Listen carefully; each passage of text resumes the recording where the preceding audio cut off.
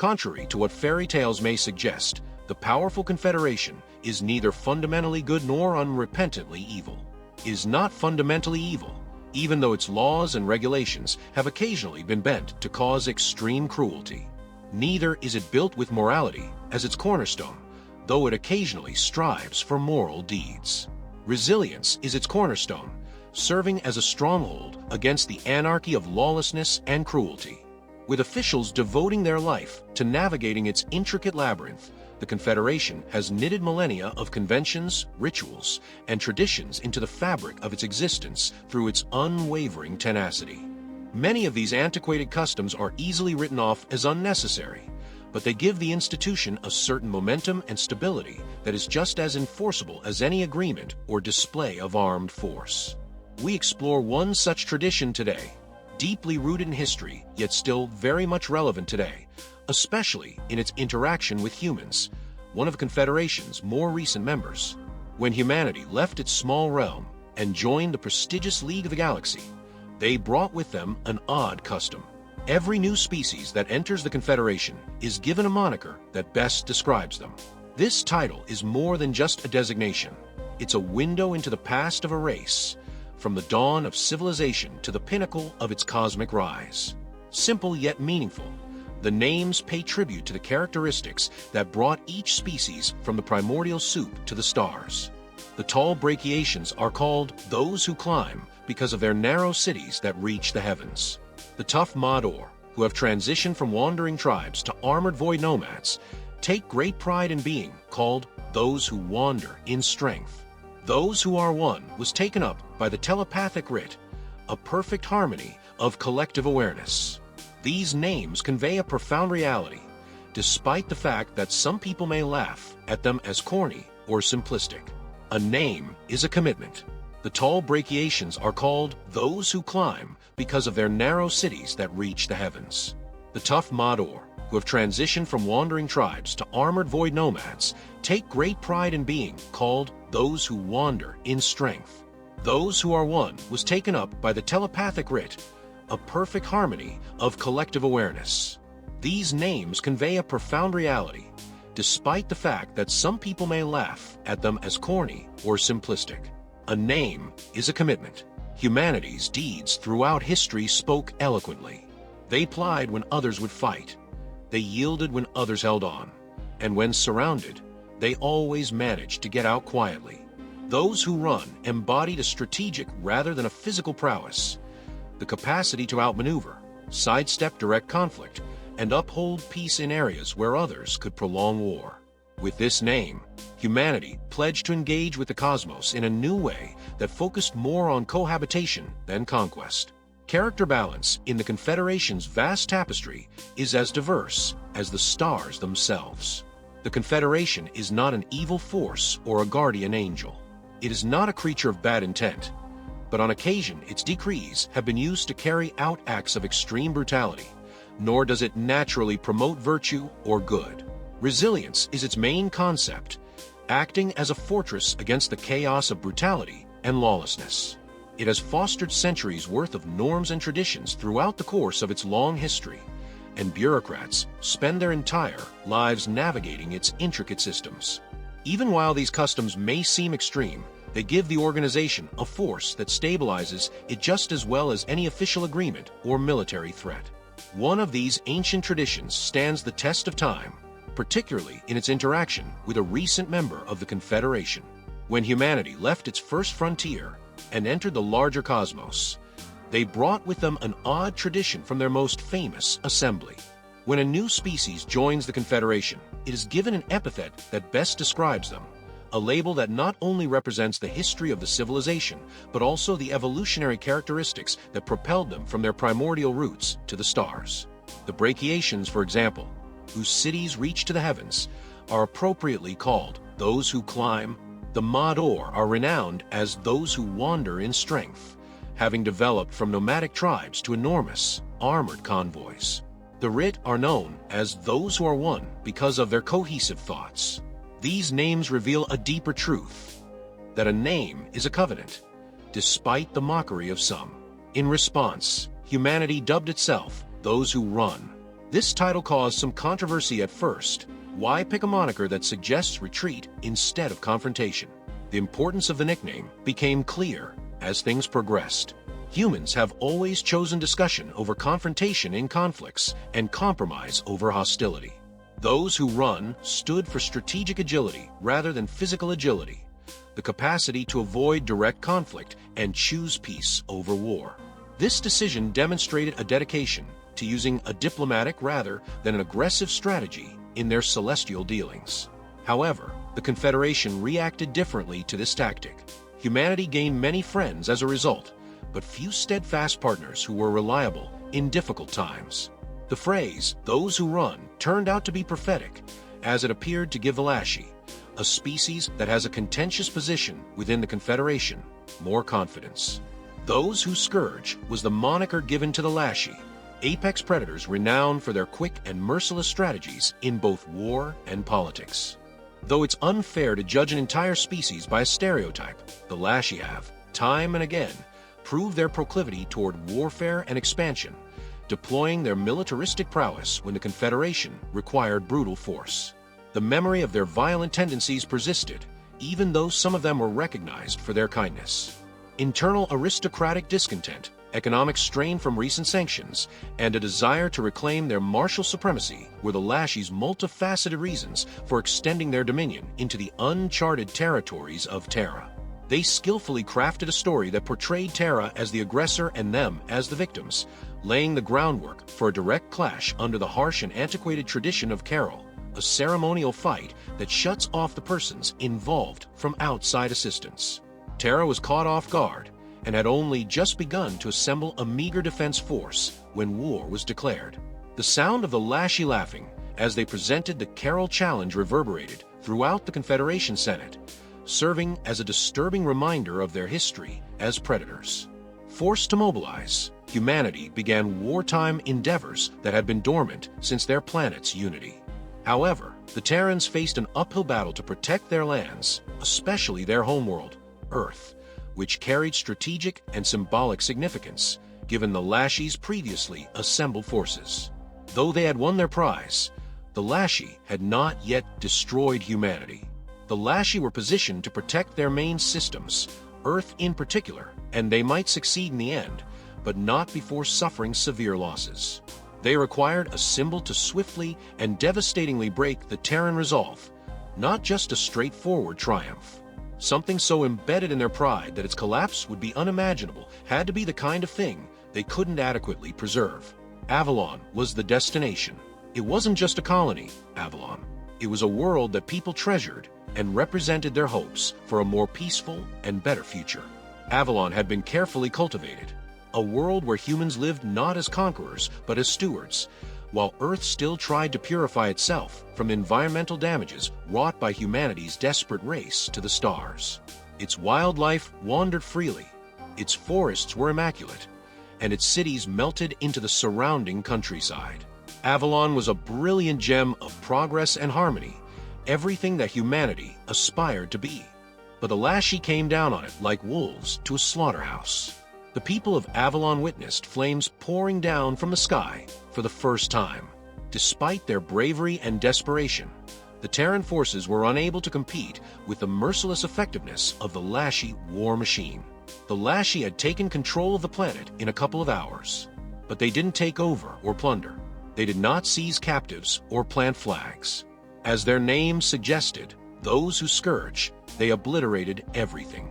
They boiled the seas, glassed the cities with plasma bombardments, and reduced the once vibrant world to a scorched, desolate rock. Avalon was now a terrifying reminder of the Lashi's brutality rather than a sign of hope. It was a warning to all people to submit or perish. Though foreseen, the retaliation was unavoidable. The Lashi expected a weaker and pointless response, an emotional outburst rather than a well-thought-out military operation, even though they knew the Terrans would strike again. Humanity only had a small navy, after all, enough to keep pirates out of their trade routes. But the Lashi discovered something new when the humans stormed Vacalat, their fortress. They understood what was meant by technicals. The humans brought an armada of repurposed civilian ships, including as freight transporters, mining vessels, and tugs, equipped with rotary cannons, rail guns, and even homemade weaponry like mining drills and plasma cutters, in place of a conventional military force. At first, the Lashi laughed, proud warriors in a nation based on militarism. But the giggling soon subsided as these makeshift vessels surrounded their cruisers, striking in unison like the predators the Lashi themselves had once been. Humanity captured the strongly guarded planet Vacalat in a single subcycle. This was not an isolated incident. The next planet in line, me, a thriving center of trade, was the target of the Lashi's counteroffensive. But the Terrans held their footing there, too. The Lashi were repeatedly outmaneuvered and lost important planets like Barakaina and Roko Shock that were essential to their supply networks. The Lashi attacked Port, a vital warp hub, in an effort to destroy human logistics. But there, too, they were repulsed. The human race was no longer in its infancy. Their makeshift fleet of technicals had given them ample time to construct actual warships, large, lethal machines that could stand up to the best Lashi cruisers. These new vessels were not piecemeal constructions. Rather, they were sleek, potent, and expertly designed weapons of mass destruction, with lasers that could slice through Lashi defenses like a hot knife through butter. Despite their pride, the Lashi were now up against a foe they had greatly misjudged. The Lashi senator requested a move be made on the Confederation Congress floor at this crucial moment. He attempted to conceal his dread behind his typical haughtiness, but it was obvious he realized his people were in danger. He argued that the Lashi had proven their point, despite the high cost of the conflict on both sides. He said that it was time to end the Carol right and restore harmony. The Lashi would retreat, allowing the Confederation to dispatch assistance to reconstruct the devastated planets. It was an alluring proposal. Despite gaining territory and reputation, the Terran soldiers were still greatly outnumbered. The Lashi were formidable predators who posed a threat even when they withdrew. Accepting the peace and building on their accomplishments was humanity's best chance of surviving. However, the senator from Terra did not agree. He moved forward and held a small piece of cloth, which was a burned piece of the Avalon flag that had been taken from the ashes of what had once been a paradise. He unfolded the fragment slowly and thoughtfully before tossing it at the Lashi senator's feet. "Carol," he murmured icily, "the blade makes two cuts. This ritual was started by you. You will now see it completed. Don't call your allies. They won't return your call. Don't sue for peace. You won't get it. Run away if you have to. Assemble your power. But don't misunderstand. We are on our way." The conclusion to the Carol right was now required, and humanity was resolved to provide it. The Lashi used every method and strategy they had developed over millennia as the fight dragged on.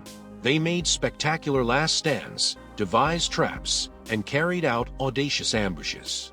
Even with their formidable reputation, the Terran dreadnoughts might nonetheless fall victim to traps, be overpowered by their own strength, and end up as smoldering ruins. Terran shipwreckage was a familiar sight in Lashi space, as it was left all over the battlefield. However, it was never sufficient. A dozen more Terran ships would replace each one that the Lashi destroyed. The Lashi and the Terrans engaged in fierce combat.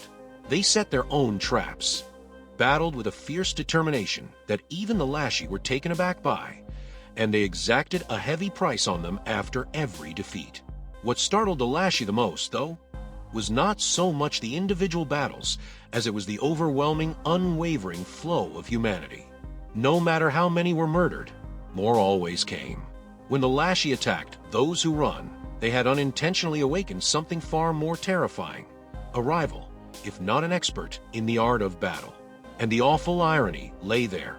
Had the Lashi chosen to side with mankind rather than fight them, they may have created a force strong enough to take on the whole Confederation.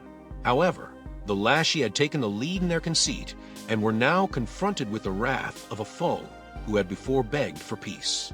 As humanity moved farther into Lashi territory, the rest of the galaxy took notice. Initially, other countries threw their support behind the Terrans, cheering them on as the oppressed people defying the Lashi juggernaut. However, Those same nations started to retreat as they witnessed the Terrans' ruthless and unrelenting advance. Fear replaced the sympathy for people that formerly existed. They only realized too late that humanity was more capable of waging war, having misjudged the ambassador from Terra's dire warnings. The Terrans were chopping apart the Lashi, who were once believed to be unstoppable. The worlds that humanity conquered were not scorched by them. They refrained from committing the same massive devastation that had claimed Avalon.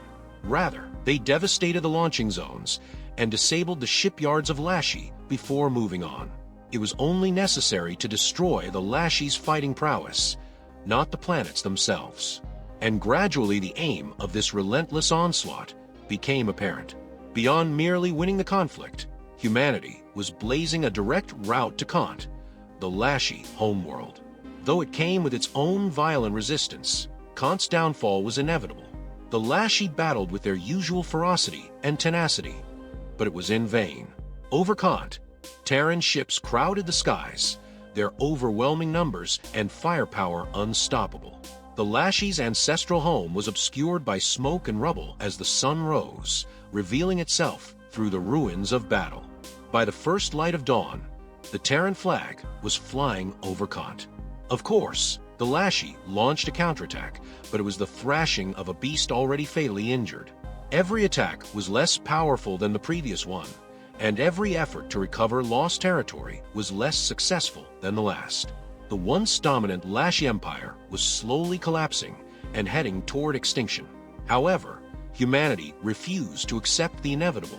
Yes, they had captured the homeworld, but Kant was not the one who carried out the Avalon massacre.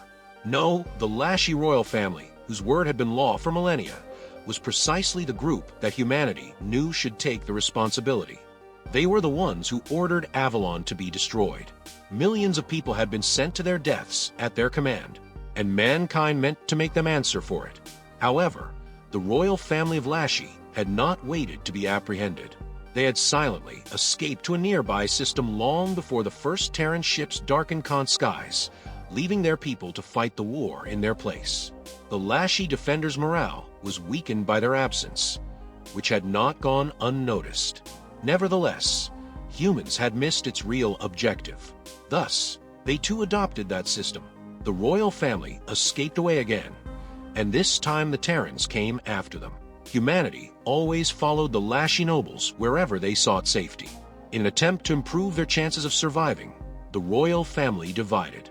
Some posed as members of the Lashi community, while others broke the long-standing Carol laws by paying enormous sums of money to other countries to accept them.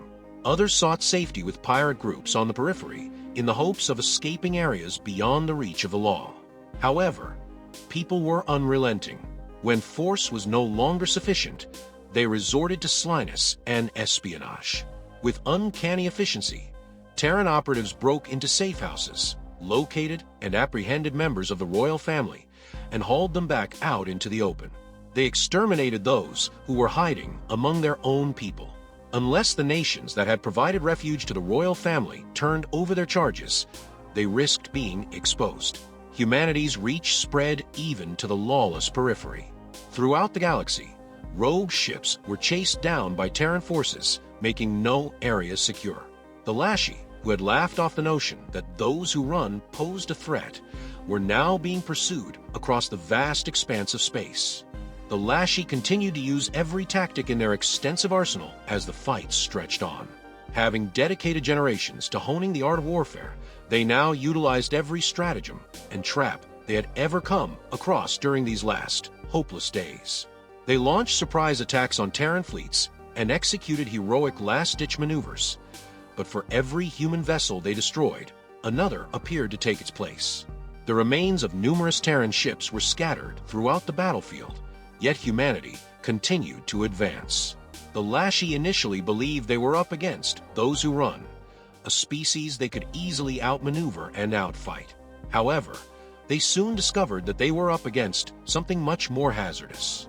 Even the Lashi were afraid of the relentlessness with which humanity fought. Numerous Lashi ships were taken with every human ship that fell. The Terrans laid a trap for every one the Lashi set.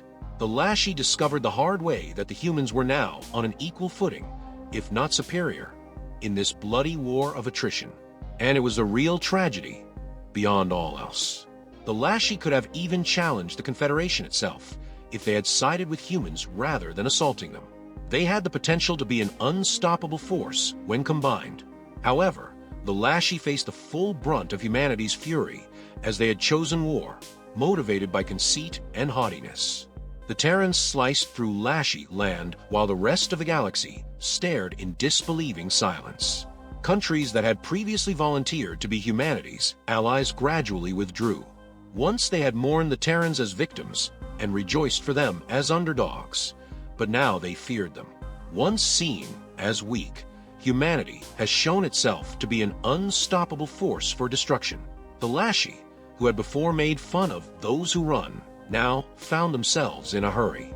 The worlds that humanity conquered were not scorched by them. They didn't carry out crimes or destroy cities. No, their plan was much more sinister. They destroyed launch sites, set fire to shipyards, and otherwise rendered the Lashi unable of waging war. They had a clear objective and had no interest in conquering others. They were heading straight toward Kant, the Lashi homeworld. Kant's downfall shared the same awful inevitability as the collapse of the Lashi Empire. Even though the Lashi fought with their customary ferocity, it was insufficient. The sun rose through the smoke and ash in the sky over Kant, illuminating the Terran flag that now flew over the Lashi homeworld in a dismal light. The sky was filled with wreckage and broken spacecraft. However, humanity wasn't satisfied to merely occupy the planet. No, their goals went beyond winning. Justice was what they sought. The Lashi royal family, who were the real war architects, had already left long before the Terran forces showed up. They had left their people behind and fled to a nearby system in the hopes of eluding detection. However, mankind wasn't done with them yet. They never let up as they went after the royal family, seizing system after system. The Terrans always followed the Lashi nobles wherever they took refuge. Eventually, in an attempt to improve their chances of surviving, the royal family divided.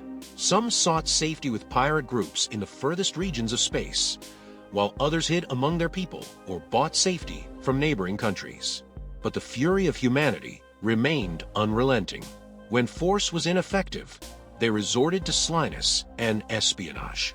Terran operatives broke into hiding spots, pulled aristocrats from their houses, and even went as far as confronting countries that had provided refuge to the royal family, threatening to expose them if they did not turn over the runaways.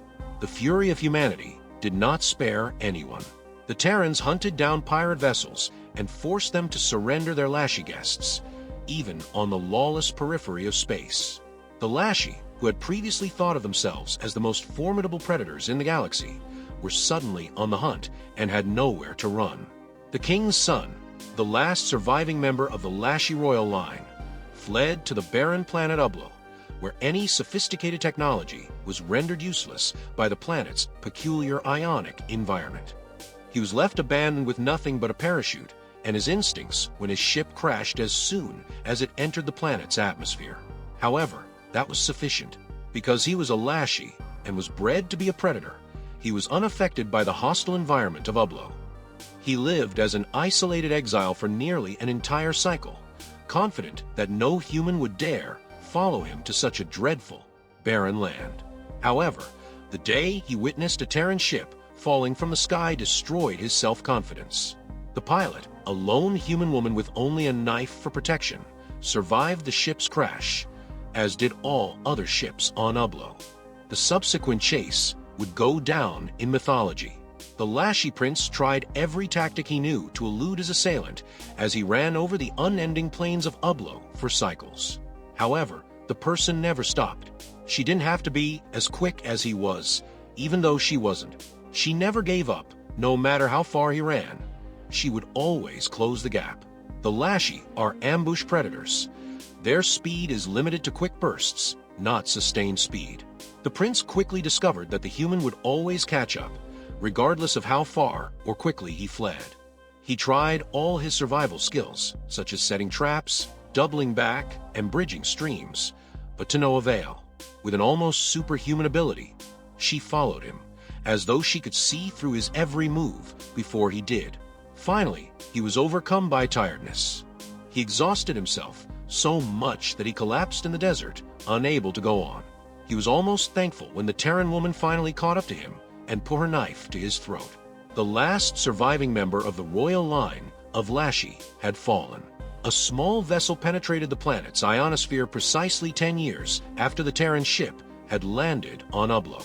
It hovered just long enough to pick up a human and her Lashi prisoner before re-entering space. Though it required expensive and sophisticated technology to escape Ublo's atmosphere, humanity had spared no effort to apprehend the last members of the Lashi royal family. It marked the end of a battle that had altered the cosmos. The remainder of the Confederation anxiously awaited the end of the war. The Lashi were now totally dependent on humanity. They may be completely wiped out, their populace enslaved, or their area claimed as war booty by the Terrans. Nothing in Carol's regulations was off-limits. After humanity shown its extreme brutality, the galaxy watched to see what they would do next. But they were all surprised by mankind.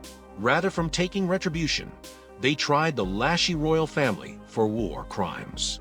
The planet they had destroyed, Avalon, was the destination for the royals, who were to spend the remainder of their life aiding in its restoration. The Lashi people, on the other hand, saw their powerful empire crumble and divide into 12 smaller countries. After ruling unopposed for millennia, the once proud Lashi dynasty acquired a new human term, balkanization. The cosmos would never again be under danger from the Lashi. The Terran senator made a motion to formally end the conflict on the Confederation's Senate floor. He stated that humanity had made its point and that it had been long enough. With minimal resistance, the proposal was approved,